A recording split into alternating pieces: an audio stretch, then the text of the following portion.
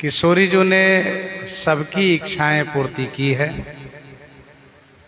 इसलिए सभी उपकार मान करके कृतज्ञता प्रकट करती हुई अति सप्रेम सिय पाए परी बहुविधि आशीष देहि।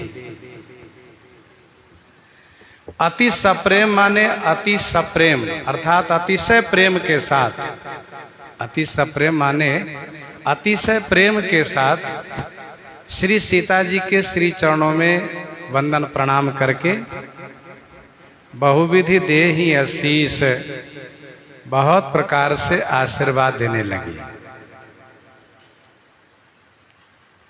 आशीर्वाद क्या दिया?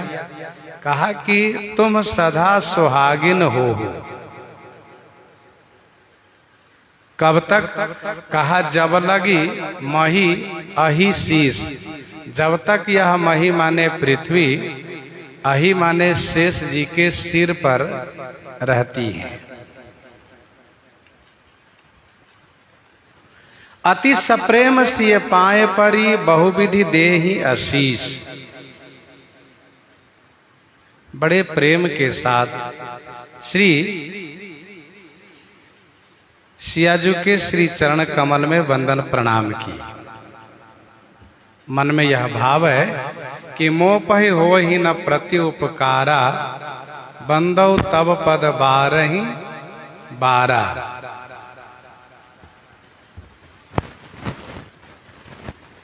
श्री किशोरी जी को सदा सुहागिन होने के लिए आशीर्वाद देती है। सदा यदि यह कहती कि लाखों वर्ष करोड़ों वर्ष, तो फिर ये एक सीमा हो जाती। इसलिए इन सब ने कोई सीमा निर्धारित न करके यह कहा कि जब लगी मही अहि शीश, जब तक पृथ्वी अहि के शीश पर रहे तब तक आपका सुहाग बना रहे। पृथ्वी शेष जी के सिर पर हमेशा रहती है, वैसे ही आपका सुहाग हमेशा बना रहे। फिर इन सबके मन में एक बात आई कि हम सब यह मंगल कामना कर रही हैं, आशीर्वाद दे रही हैं कि सदा सुहागिन हो तुम्हा। माना कि स्त्री का सुहाग हमेशा बना रहे, माना कि किसी स्त्री का सुहाग हमेशा बना रहे, लेकिन पति का प्रेम प्राप्त न हो, पति उनसे प्रेम न करें, तो उस सुहाग से फिर क्या मतलब? वह सुहाग उनके लिए सुखद तो नहीं होगा। इसलिए इन सब ने पुनः एक बार कहा कि पार्वती सम पति प्रिय हो, पार्वती सम पति प्रिय हो, देवे न हम पर छाड़ बिछो, देवे न हम पर छाड़ बिछो।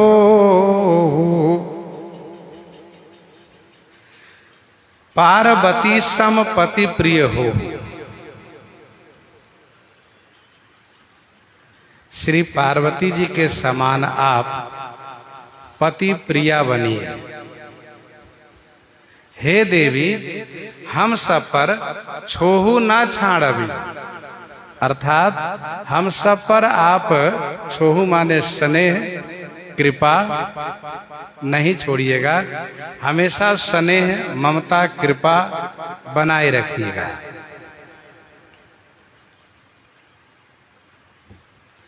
पार्वती सम पति प्रिय हो।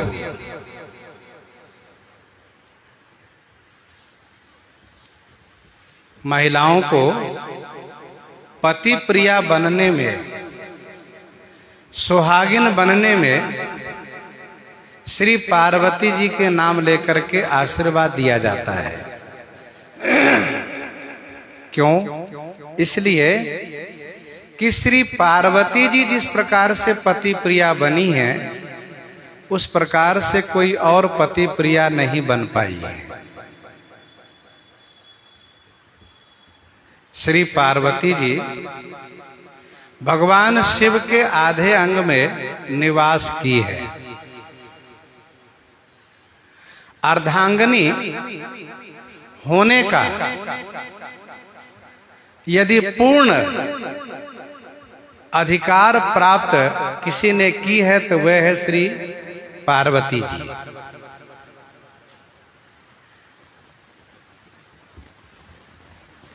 हर्षे हेतु हेरी हर ही को, किए भूषण तिय भूषण ती को।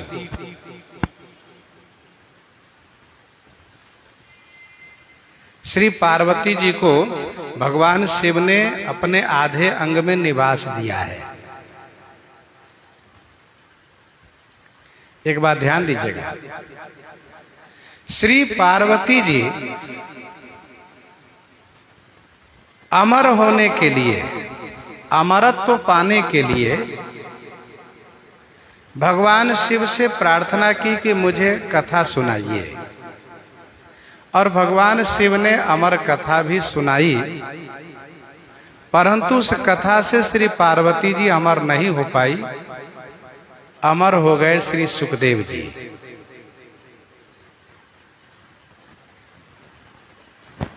फिर श्री पार्वती जी अमरत्व कैसे प्राप्त की? तो इसके संदर्भ में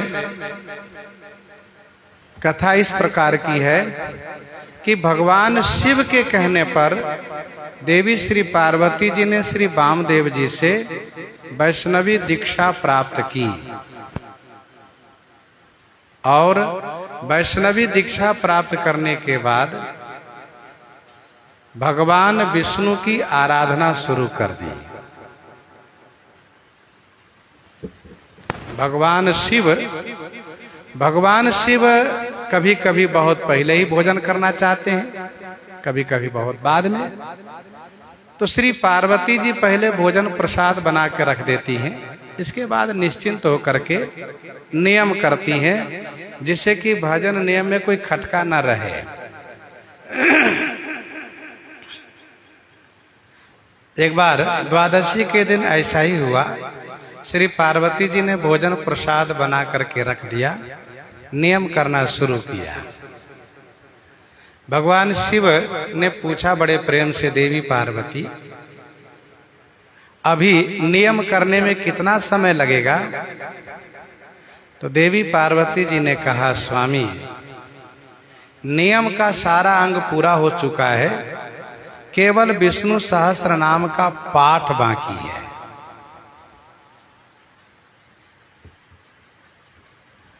भगवान शिव ने कहा, देवी मेरी बात मानो, तुम एक बार राम कहो और आकर के मेरे साथ प्रसाद पालो। एक बार राम कहने से तुम्हें विष्णु सहस्त्र नाम का पाठ पूरा हो जाएगा। राम रामेति रामेति रमे रामे मनोरमे, सहस्र नाम तत्तुल्यम राम नाम वरानने। श्री पार्वती जी बहुत प्रसन्न हो गई। जब श्री सती तन में थी तो पति के वचन पर जल्दी भरोसा नहीं करती थी, नहीं मानती थी उनकी बात को, अपना दिमाग लगाती थी, अपने आप को बहुत होशियार मानती थी। लेकिन जब से श्री पार्वती तन में आई हैं, तब से अपने स्वामी के वचन पर पूरा विश्वास करती हैं। जो ये कहेंगे ये बिल्कुल सत्य है।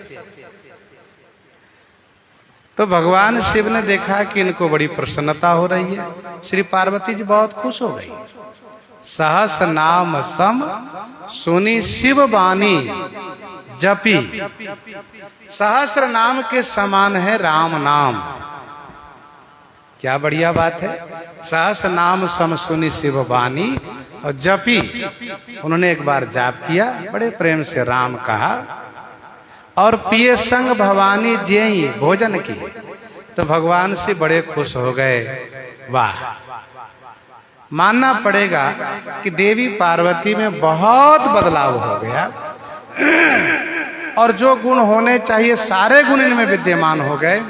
तो भगवान से बड़े प्रसन्न हो गए और शिव जी ने कहा, देवी हर से हेतु हेरी हर ही को और किए भूषण तिये भूषण ती को। भगवान शिव ने कहा, देवी आज से तुम्हें मैं अपने आधे अंग में निवास देता हूं। अब तुम हमेशा हमेशा के लिए अमर हो जाएंगे, अविनाशनी हो जाएंगे। आप बार बार शिकायत करती थी कि आप तो अविनाशी हैं और बार बार मैं मरती रहती हूँ। जब जब मैं मरती हूँ तो मेरे सिर के माला बना करके आप पहनते हैं। प्रेम तो मुझसे बहुत करते हैं, मेरे सिर की माला बना के आप पहनते हैं, लेकिन मुझे अविनाशनी आज तक बनाए नहीं। बार बार आप कहती थी। सो आज मैं आपको अविनाशनी बना दे रहा हूँ। आज से अब आप अविनाशनी हो गई। जब तक शिव रहेगा तब तक पार्वती रहेगी, और शिव अविनाशी है, पार्वती भी अविनाशनी हो जाएंगे। तो इसीलिए तब से यह बात प्रसिद्ध हो गई है कि माताएं जो आशीर्वाद देती हैं अन्य महिलाओं को, व जो भी गुरुजन लोग आशीर्वाद देते हैं, वे इसी नाम से पार्वती संपत्ति प्रिय हो ये आशीर्वाद देते हैं। विश्व के इतिहास में पार्वती के समान पति प्रिया नारी कोई और हो ही नहीं पाई। और इसलिए गोस्वामी तुलसीदास जी महाराज कहते हैं, भगवान शिव विश्वास है तो श्री पार्वती जी श्रद्धा है। भवानी शंकरौ वंदे श्रद्धा विश्वास रूपिणो। तो पार्वती जी के समान आप पति प्रिया हुई।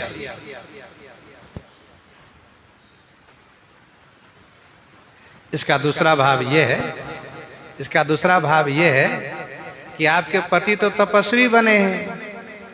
आपके पति तपस्वी बने हैं तो तपस्वी लोग, उदासीन लोग स्त्री का संग्रह नहीं करते हैं, अर्थात स्त्री के प्रति प्रेम नहीं करते हैं। जो तपस्वी होते हैं, जो उदासीन होते हैं, वे नारी से, पत्नी से, स्त्री से प्रेम नहीं करते हैं। लेकिन भगवान शिव परम उदासीन होते हुए भी, परम तपस्वी होते हुए भी अपनी नारी से बहुत प्रेम करते हैं। इसीलिए हम आशीर्वाद दे रही हैं कि आपके पति चाहे जितने बड़े उदासीन होवें, जितने बड़े तपस्वी हो, लेकिन आपसे उतना ही प्रेम करें जितना कि भगवान शिव श्री पार्वती जी से प्रेम करते हैं। इसलिए कहा पार्वती संपत्ति प्रिय हो।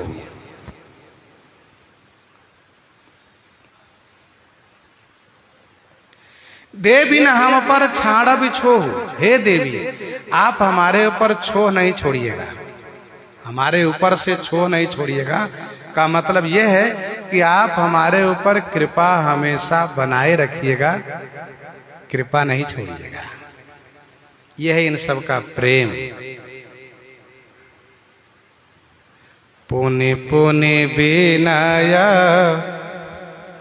करिए कर जोरी, जो यही मार्ग फिरिए बहोरी।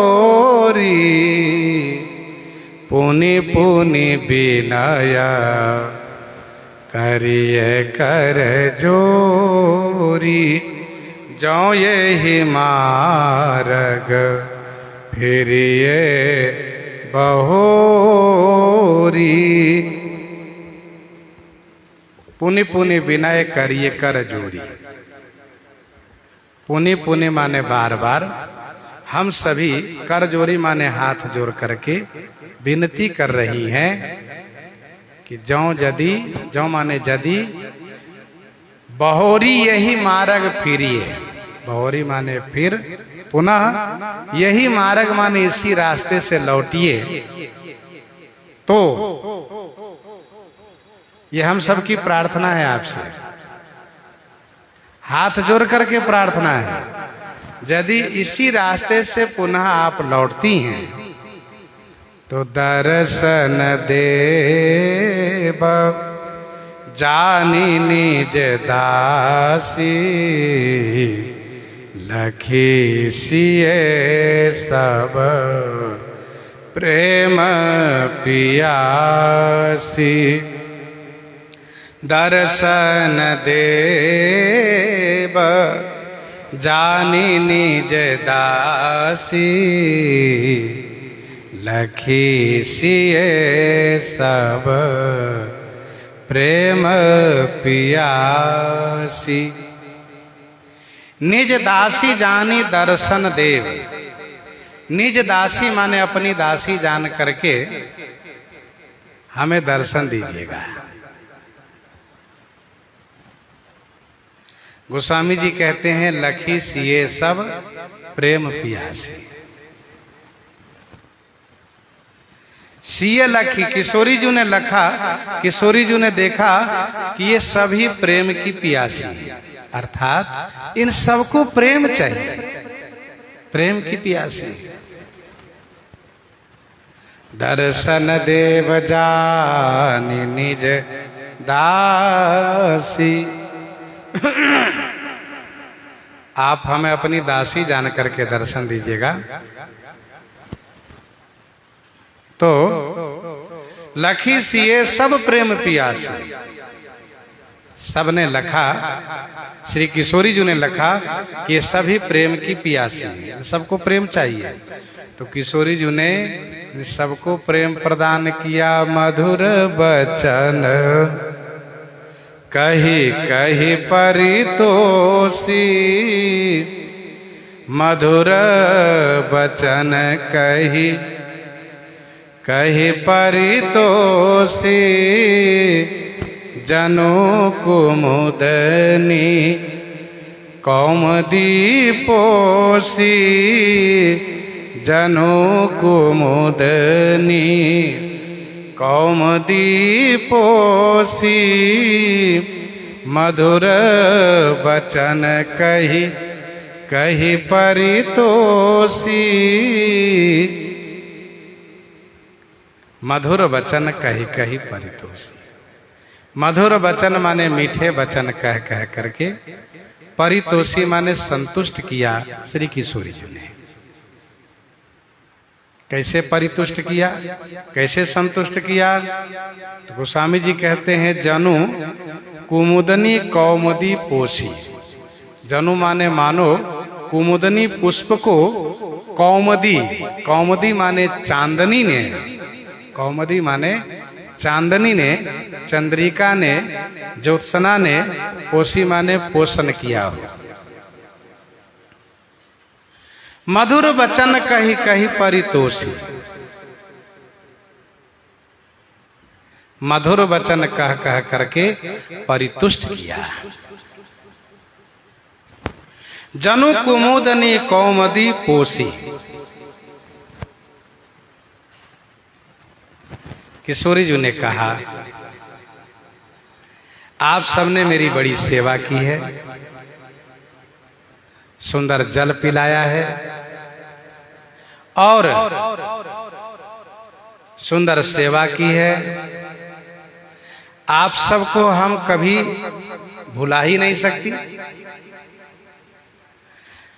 हमेशा याद रखेंगे।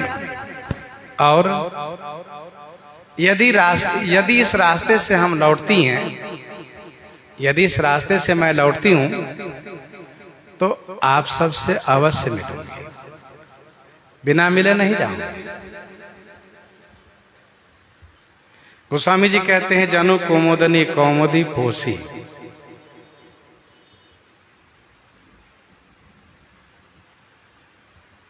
ये महिलाएं कुमुदनी पुष्प के स्थान में है और किशोरी जी कौमुदी के स्थान में है।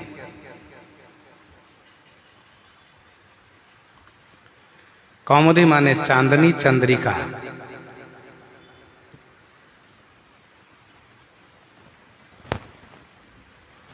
सिए समीप ग्राम तिय जाहि, पूछत अति सने सकुचाई। गोस्वामी जी ने कहा, पूछा तति सने सकुचाही का मतलब क्या हुआ? ये कुमुदनी फूल के समान संपुटित थी, संकुचित थी, खिली हुई नहीं थी। किशोरी जी रूपी चांदनी ने इन सबको खिला दिया। किशोरी जो चांदनी है, कह चंद्रिका चंद तजी जाई। किशोरी जी ने इन सबको प्रफुल्लित कर दिया।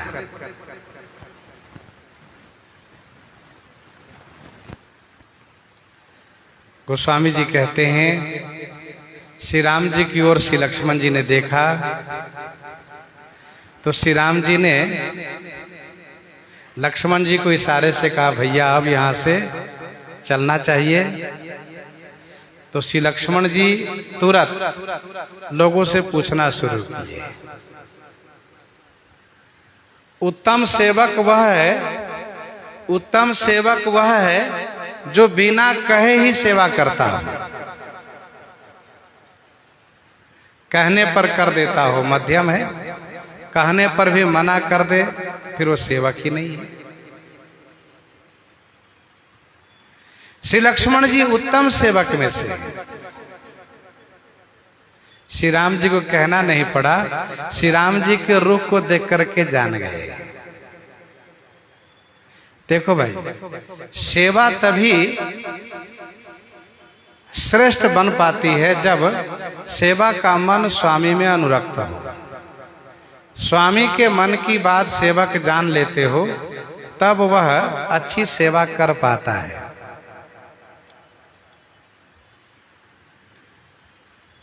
श्री खोजी जी महाराज के गुरु जी महाराज लघुशंका करके आते हैं और मुस्कुरा रहे थे। लघुशंका करके आते समय मुस्कुरा रहे थे। तो इन्होंने पूछा, जय जय गुरुदेव, आप क्यों मुस्कुरा रहे हैं? तो गुरुजी ने कहा, तुमको मालूम नहीं है? कहा नहीं। कहा तब तुम जाओ और पहले पता करो कि मैं क्यों मुस्कुरा रहा था, तब सेवा करना। जब मेरे मन की बात नहीं जानते तो सेवा क्या करोगे? चल दिए खोजने के लिए, और इन्होंने खोज किया। श्री कबीरदास जी कृपा हुई और पता चला कि गुरुजी क्यों मुस्कुरा रहे हैं। तब इनका नाम खोजी पड़ गया। कहने का भाव यह है कि सेवक उत्तम वह है कि स्वामी के मन से अपना मन जुड़े हुए हो।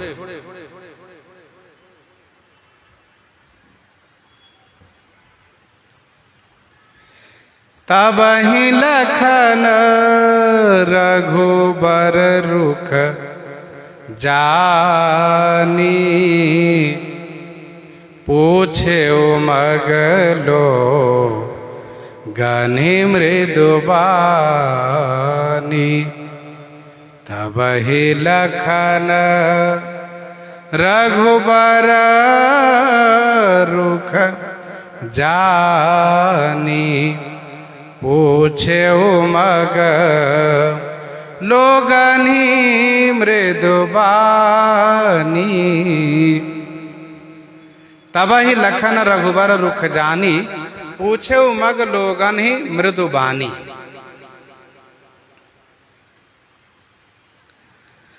तब ही माने त्यों ही। श्री लक्ष्मण जी ने रघुवर रुख जानी, रघुवर के रुख जान करके लोगन ही मृदुबानी मग पूछे, लोगों से मृदुबानी माने मीठी बाणी से मार्ग पूछा। तब ही कब ही, जब श्री राम जी के मन में चलने की इच्छा हुई तब ही लखन रघुवर रुख जानी। रघुवर के रुख जान करके श्री लक्ष्मण जी ने लोगों से मीठी बानी से आगे का मार्ग पूछा।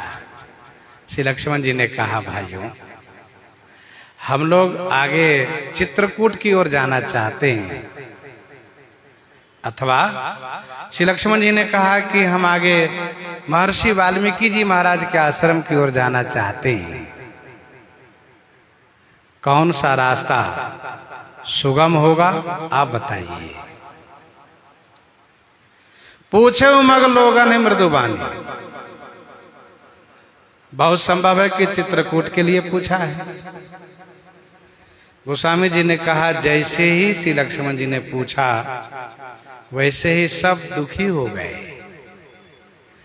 क्योंकि सबके मन में यह आशा थी कि आज ठहरेंगे।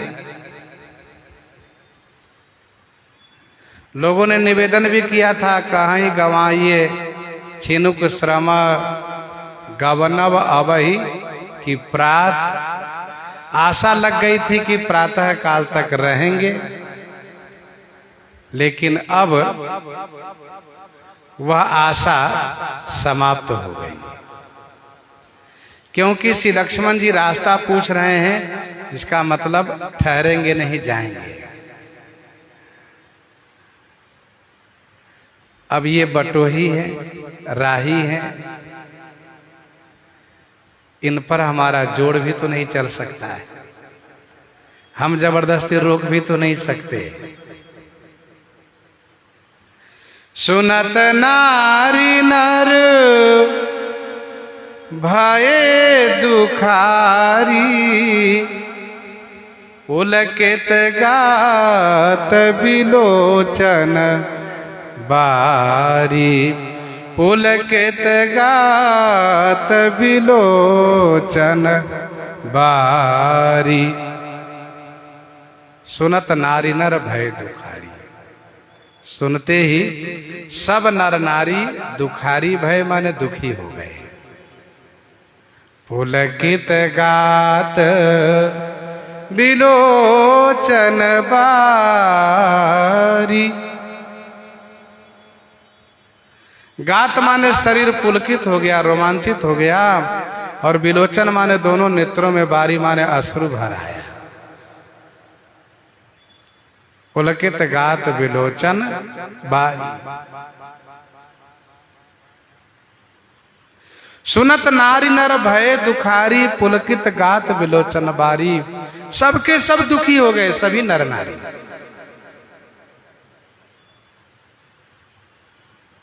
शरीर रोमांचित हो गया, नेत्रों में अश्रु भर आया। मीठा मोद मन भये मलिने, विधि निधि दीनी लेत जनु छीने। मीठा मोद मन भये मलिने, विधि निधि दीनी लेत जनु छीने। मीठा मोद, सबका मोद माने आनंद मिट गया। मन मलिने भय, मन मलिन हो गए। विधि निधि दीन जनु छीने लेत। विधि ब्रह्मा ने निधि दिन माने निधि दी और मानो छीन लिए। मानो जनु माने मानो, विधि ने निधि दे करके और फिर छीन लिए। तो मन में आता है कि जब छीनना ही था, जब छीन ही लेना था तो दिए ही क्यों, और जब दिए तो फिर छीन क्यों रहे। मिटा मोद मन भय मलिन, सबका आनंद मिट गया, बड़ा आनंद प्राप्त हो रहा था। ध्यान दीजिएगा, वास्तव में भगवत प्राप्ति का आनंद अपनी पराकाष्ठा पर होता है। उसकी तुलना में कोई और आनंद हो ही नहीं सकता है। सबसे बड़ा आनंद है भगवत प्राप्ति का। दशरथ पुत्र जन्म सुनि काना, मानहु ब्रह्मा नंद समाना। जाहि जहां जहां बंधु दो, ता ता परमा नंद। अब वह परम आनंद मोद मिट गया। अब यह निश्चय होगा कि चले जाएंगे, ठहरेंगे नहीं। तो विधि के याद करने लगे, विधि को याद करने लगे, यह सोच करके कि विधि कि बड़ी कृपा हुई कि निधि दिए। भाई देने वाला भी विधि है, लेने वाला भी विधि है। सत्य तो यही है कि देने वाला भी वही है, लेने वाला भी वही है। जो देता है वही फिर ले भी लेता है। यही है जीवन की कहानी। जो देता है वही ले लेता है। ब्रह्मा जी ही दिए। लोग कह रहे हैं कि ब्रह्मा जी ही दिए। अरे भाई ब्रह्मा जी ना चाहते तो कैसे हमको ये सुख मिलता? ब्रह्मा जी हम लोगों को दिए। लेकिन अब ब्रह्मा जी को ये मंजूर नहीं था कि इन लोगों को ज्यादा आनंद मिले, थोड़ा दिए फिर छीन लिए। तो मन में एक बात आई इन सबके, क्या भाई हम लोगों का प्रारब्ध ही ऐसा था, कर्म ही ऐसा था, क्या करोगे? देखो बढ़िया समाधान है। और ये विचार भगवत प्राप्ति के बाद इन लोगों में आया। एक बहुत सुंदर विचार है। कर्म की गति प्रारब्ध का खेल है। हमारे भाग्य में जितना होगा उतना ही तो मिलेगा। भाग्य से अधिक तो मिल नहीं सकता। हम क्यों परेशान हो रहे हैं? जितना भाग्य में था उतना मिला। जब विधि ने इनको माता पिता के दुलार प्यार से वंचित करा करके वन में कर दिया, तो हम लोगों के सामने से दूर कर दिए, तो इसमें कौन सा आश्चर्य की बात है? जब माता पिता की गोद छोड़ा दिए ब्रह्मा जी, तो हम लोगों के बीच से हटा दिए, तो इसमें कौन सी बड़ी बात है? मतलब ये हुआ, जिनके भाग्य में, जिनके प्रारब्ध में, जिनके कर्म के अनुसार जितना सुख पूर्व से निर्धारित है ब्रह्मा जी द्वारा, उतना ही मिलेगा, उससे अधिक नहीं मिलेगा। क्योंकि कठिन कर्म गति जान विधाता, जो शुभ अशुभ सकल फल दाता। आप कहिएगा इस बात को आधार क्या है? आगे की चौपाई पढ़ लीजिए। समुझे कर्म गति धीरज की ना, समुझे कर्म गति धीरज की ना, सोधि सुगम मग तिन्ह कही दीन्हा, सोधि सुगम मग तिन्ह कही दीन्हा। समुझी कर्म गति, कर्म की गति समझ करके सबने धैर्य धारण किया। मानव जी के सभी प्रसंगों में शिक्षा ही शिक्षा भरी है। मनुष्य को इस बात को समझ करके धीरज रखना चाहिए, धैर्य धारण करना चाहिए कि भाई कर्म की गति बड़ी विचित्र है। गहना कर्मणो गति, कर्म की गति बड़ी विचित्र है। न जाने कर्म क्या क्या कराएगा। कठिन कर्म गति कछु न बसाई। कर्म की गति के आगे किसी का कोई बस नहीं चलता। समुझ कर्म। अरे भाई, यह संघट तब होई जब पुण्य पुराकृत भूरी। जब पुराना किया हुआ भूरी पुण्य हो, तब जाकर के ऐसा संजोग बनता है भगवान के दर्शन का, भगवान के सानिध्य प्राप्त होने का। ये तब विशेष पुण्य से होता है।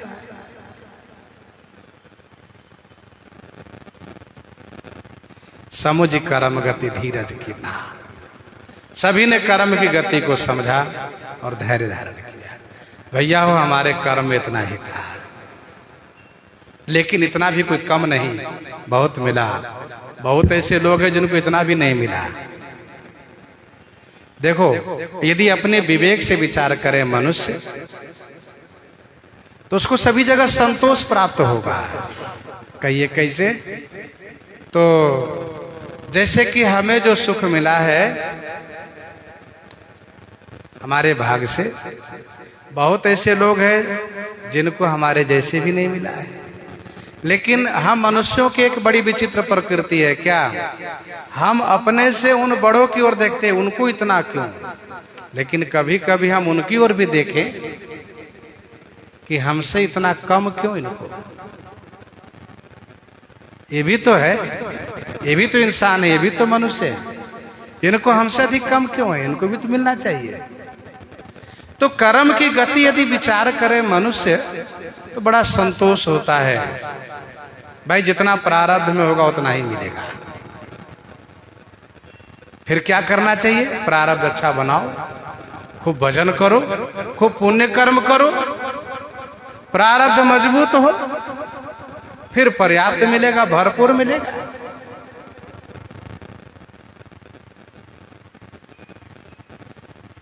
देखो भाई, भजन में वो सामर्थ्य है, भक्ति में वो सामर्थ्य है कि मन के अनुकूल भी मिलेगा और पर्याप्त भी मिलेगा। बाकी संसार के जितने पुण्य कर्म है उसमें से, उन कर्मों से पर्याप्त नहीं मिलेगा। जितना कर्म होगा उतना ही मिलेगा। समुझ कर्म गति धीरज की ना शोध सुगम मग। 4 से 10 लोग आपस में विचार किए, क्यों भैया कौन से रास्ता बताना चाहिए, किधर भला किधर भला किधर भला किधर भला, कौन सा रास्ता सही है। तो उसमें जो समझदार है वे कहते देखो ये रास्ता बहुत अच्छा है, हम इस रास्ते से बहुत बार गए आए हैं। ऐसा कहाँ? तो आपस में सब रास्ता शोध करके खोज करके सुगम मार्ग बता दिया। श्रीमद् वाल्मीकि रामायण वर्णन है। श्री भरद्वाज जी कहते हैं चित्रकूट का मार्ग है। क्या कहते हैं? श्री यमुना जी के किनारे किनारे आप जाएं।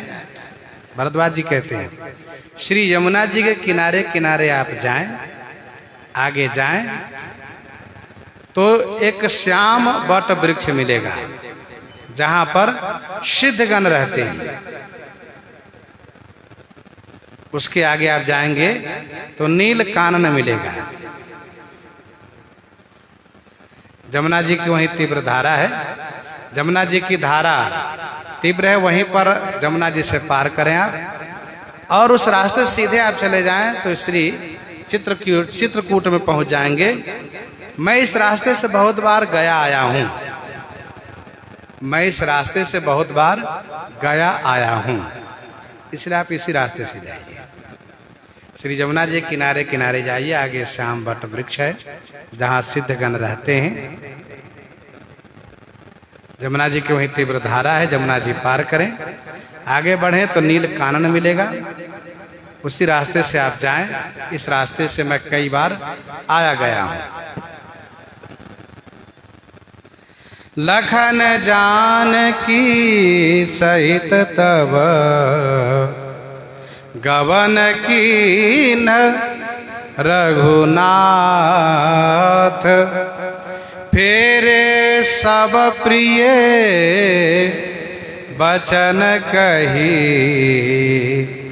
लिए लाई मन साथ, लिए लाई मन साथ। लखन जानकी सहित तब गवन किन्ह रघुनाथ। तब श्री रघुनाथ जी श्री लक्ष्मण जी और जानकी जी के सहित गवन किन्ह माने प्रस्थान किए। जब श्री राम जी प्रस्थान किए तो सब लोग साथ चल दिए, सब लोग साथ चल दिए। तो सब प्रिय वचन कही फेरे, सबको प्रिय वचन कह करके फेरे माने लौटाए, सबको प्रिय वचन कह करके लौटाए और सबके मन को अपने साथ में लिए चल दिए श्री राम जी। लखन जानकी सहित तब गवन की न रघुनाथ, फेरे सब प्रिय वचन कही, लिए लाई मन साथ। श्री राम जी सबको प्रिय वचन कह करके लौटाए। भाइयों, आप सब लौट जाइए। आप लोगों ने रास्ता बता दिया है, हम उसी रास्ते से आगे जाएंगे। हमें कोई तकलीफ नहीं है, कोई कष्ट नहीं है। आप सब लौट जाइए।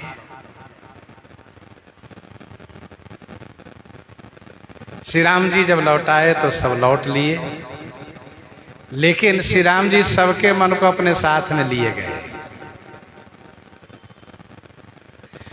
सब लोग तन से लौटे हैं, मन से नहीं। मन श्री राम जी के साथ में। और ये बहुत बड़ी बात हुई कि श्री राम जी सबके मन को अपने साथ में ले गए।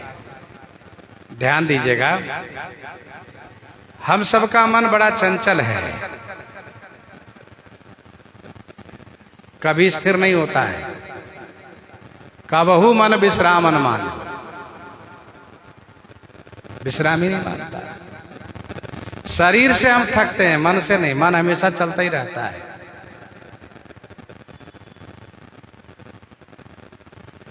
यद्यपि हम लोग अपने मन को समझाने का प्रयास भी करते, लेकिन मन है वो अपने स्वभाव में लगा रहता है।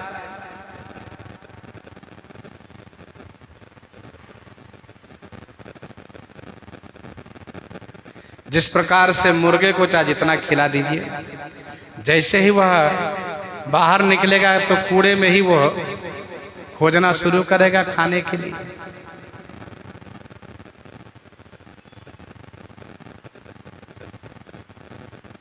तो हम ठाकुर जी से प्रार्थना करें, हम भगवान से ये कहें कि प्रभु मेरा मन आप ले लीजिए। भगवान यदि कहे कि तुम दे दो, तो हमें यही कहना चाहिए कि प्रभु यदि हमारे बस में होता, हम दे सकते थे, तो हम आपसे कहते क्यों? आप ले लीजिए। हम कह रहे हैं, हम देना चाह रहे हैं, लेकिन ये हमारे बस में है नहीं, इसलिए आप स्वयं ले लीजिए इस मन को। और जिस दिन भगवान मन को ले लेंगे, फिर तो आनंद ही आनंद है कि सारा झंझट तो मन का ही है। सारा झंझट तो मन का ही है। मन एवं मनुष्यानाम कारणम बंध मोक्षय। सारा झंझट, सारा खेल मन का है। मन जिस दिन भगवान में लग जाए, भगवान अपने में लगा ले, जीवन धन्य हो गया। तो भगवान इन लोगों पर श्री राम जी विशेष कृपा किए। क्या कृपा किए? कि इन सबके मन को अपने साथ लिए गए। अब इन सब का मन श्री राम जी में ही लगा रहेगा। और गोस्वामी जी संदर्भ में दोहावली 90 में कहते हैं, दोहावली 90 में लिखते हैं, सब साधन कर एक फल,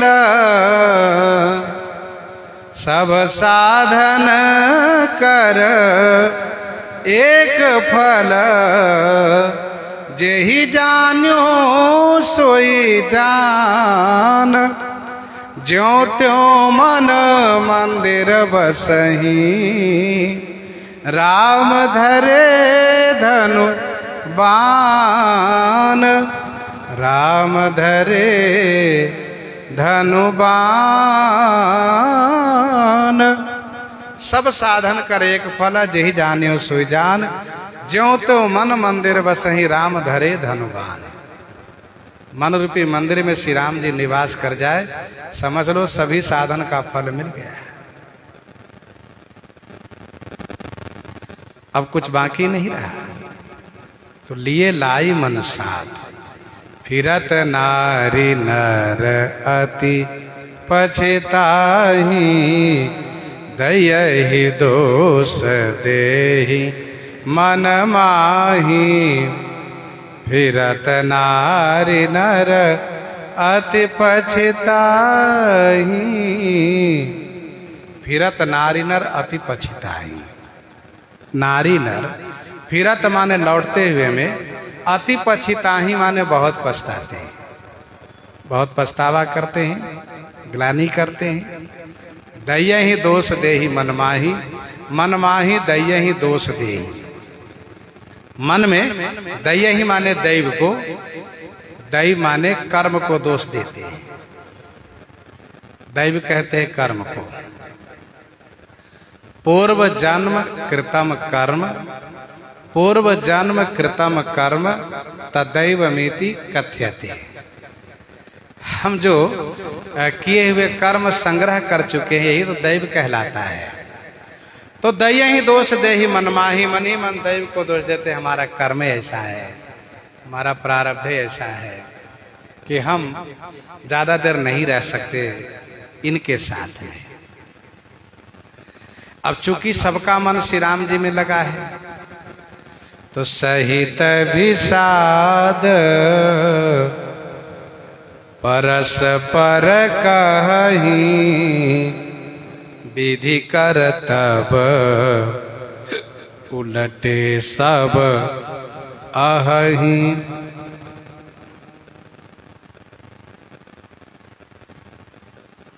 सहित विषाद परस्पर कहि, विधि कर तब उलटे सब अहि। सहित विषाद माने विषाद युक्त होकर के परस्पर आपस में कहते हैं,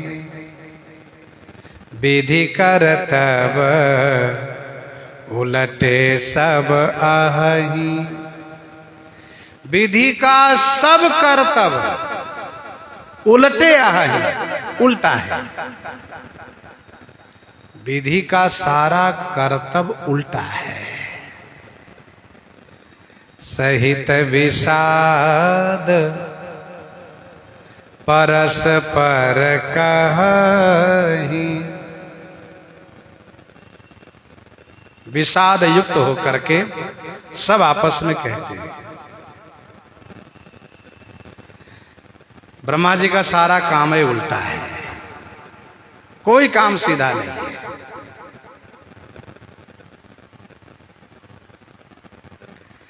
ऐसा क्यों कह रहे हैं?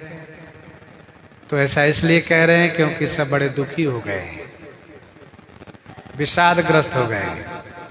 विनय पत्रिका 34 में गोस्वामी जी ने लिखा, लोक रीति देखी सुनी व्याकुल नर नारी, अति बरसे अन बरसे हूँ देहि दैव ही गारी। गोस्वामी जी ने यह भी कहा, अति आरत अति स्वार्थ अति दीन दुखारी, इनको बिलग न मानिए न बोलहि बिचारी। तो सब बड़े दुखी हैं, इसलिए कहते ब्रह्मा जी का काम सारा उल्टा है। यह मनुष्यों की प्रकृति है, मन के अनुकूल हो जाए तो ब्रह्मा जी वाह बहुत अच्छे हैं आप, मन के प्रतिकूल हुआ तो ब्रह्मा जी बहुत बेकार है, किसी काम के नहीं। नाम है विधि, करते हैं अविधि। निपट निरंकुश निठुर निशंकु, जेहि शशि कीन्ह सरोज सकलंकु, जेहि शशि कीन्ह सरोज सकलंकु। निपट निरंकुश निठुर निशंकु, जेहि शशि कीन्ह सरोज सकलंकु। निपट माने अतिशय, निरंकुश, निरंकुश माने स्वतंत्र है, निरंकुश माने स्वतंत्र है। निठुर माने निष्ठुर हैं, निर्दयी हैं। निशंकु माने निडर है, निर्भय है। अतिशय निरंकुश हैं, स्वतंत्र हैं, निष्ठुर हैं, निशंकु हैं। क्यों ऐसा क्यों कह रहे हो आप? का इसलिए कह रहे हैं कि जही शशि कीन्ह सरुज सकलंकु, जही जिन्होंने शशि माने चंद्रमा को, सरुज माने रोग युक्त और कलंकी बना दिया है। जही शशि कीन्ह सरुज सकलंकु, निपट निरंकुश निठुर निशंकु, जही शशि कीन्ह सरुज सकलंकु।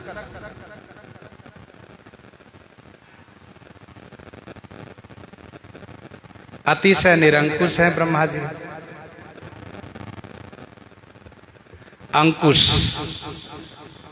अंकुश वह है जिससे हाथी को बस में किया जाता है। महामत्त गजराज का बसकर अंकुश खर्व। महावत जो होता है वह अंकुश हाथी के कान में लगाता है, हाथी बिल्कुल उसके बस में हो जाता है। इसीलिए शासन को अंकुश कहा गया है, शासन को अंकुश कहा गया है। जो शासन में रहे वही अंकुश को मानने वाला होता है। जो शासन न स्वीकार करे वह निरंकुश होता है।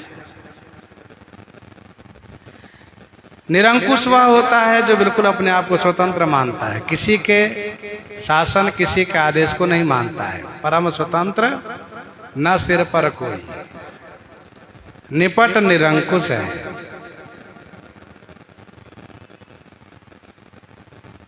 निठुर, निष्ठुर है, कोई दया नहीं है।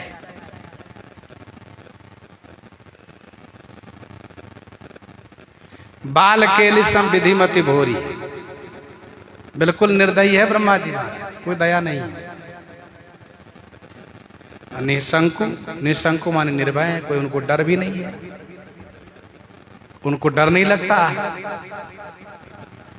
जही शशि कीन्ह सरुज सकलंकु, जिन्होंने शशि माने चंद्रमा को रोगी बना दिया, कलंकी बना दिया। बताओ, चंद्रमा जैसे उपकारी जो वनस्पतियों को खाद्यान्न को पोषण करता है अपनी अमृत किरणों से, उस चंद्रमा को रोगी बना दिया। सरुज, तुम हमेशा बीमार रहो और कलंकित रहो। यही तो ब्रह्मा जी काम है।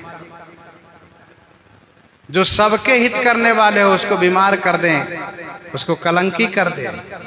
घटई बढ़ई बिरहिनी दुखदाई, घटई बढ़ई बिरहिनी दुखदाई। और इतना ही नहीं, कलंकित बना दिया। शशि गुरु तिय गामी न चढ़े भूमि सुरजा,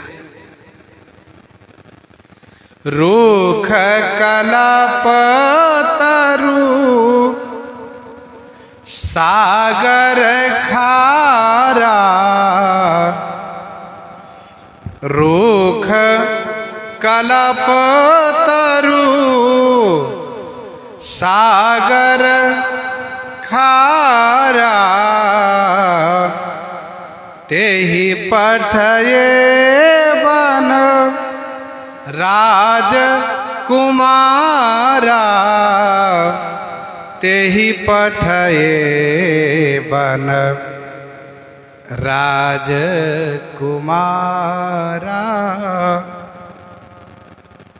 रूख कल्पतरु सागर खारा, रूख कल्पतरु, कल्प वृक्ष को रूख बना दिया। वृक्ष जो इतना बड़ा परोपकारी है, जो अर्थ धर्म काम दे सकता है, मनुष्यों के मनोरथ को पूरा कर सकता है, यदि ये चलता फिरता होता कल्प वृक्ष तो सबके मनोरथ को पूरा करता। लेकिन ब्रह्मा जी ने उसको वृक्ष बना दिया, जड़, एक जगह बने रहो, तुम्हारे पास जो आवे उसी का मनोरथ पूरा करो, घर घर घूम करके मत बांटा करो। रूख कल्पतरु सागर खारा, समुद्र को खार बना दिया। जो जल के राशि है, जल के राशि है, जहां से मेघ जल ले जाकर के पूरे विश्व में बरसाता है, उस जल के अधिष्ठाता सागर को खारा बना दिया। चमचमाता हुआ सुंदर जल है, लेकिन पी नहीं सकते हो, एक घुट भी नहीं पी सकते। रुक कल्प तरु सागर खारा। कल्प वृक्ष मनोरथ को पूरा करता है। जाय निकट पहचान तरु छाह समन सब सोच। जाय निकट पहचान तरु छाह समन सब सोच। मांगत अहिमत पाव जगह राव रंक भल पोच। सबकी इच्छा को पूर्ति करता है। सागर जो रत्नाकर है, जो ब्रह्मकुल में है, लेकिन उसको खार बना दिया। उन्हीं ब्रह्मा जी ने इन राजकुमार को बन दिया है। तेई पठय बन राजकुमारा। एक बात ध्यान दीजिएगा, सच्चाई ये है कि ब्रह्माकृत सृष्टि गुण दोषात्मक है। ब्रह्माकृत सृष्टि गुण दोषात्मक है।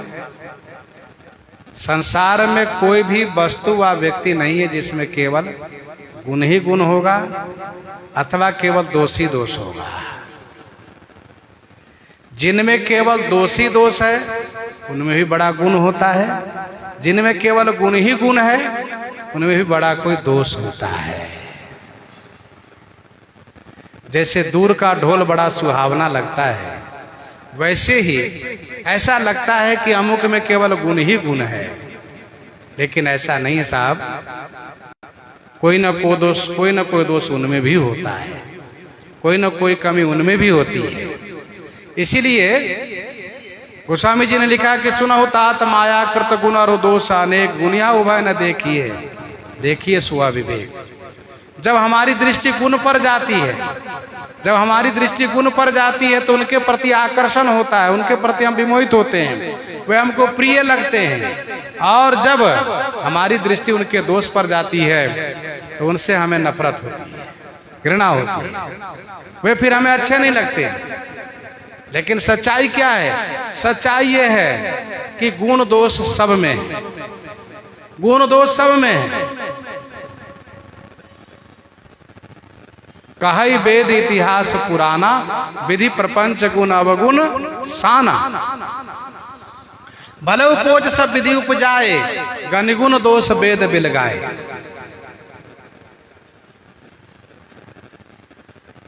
दोष से दुनिया चल रही है, इसीलिए गुण दोष सब में है। अंतर इतना ही है कि गुण दोष में से किसी में गुण की अधिकता है, किसी में दोष की अधिकता है।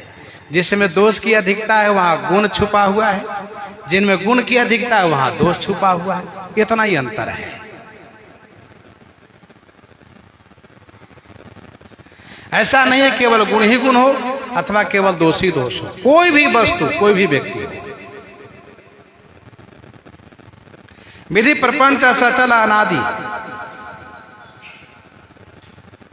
संसार में निर्दोष यदि कोई है तो वे केवल परमात्मा है। निर्दोषम ही समम ब्रह्म। केवल भगवान निर्दोष है, बाकी संसार में सभी सदोष है। अरे भाई, दोष न होता तो संसार में आते ही क्यों? दोष न होता तो संसार में आते ही क्यों?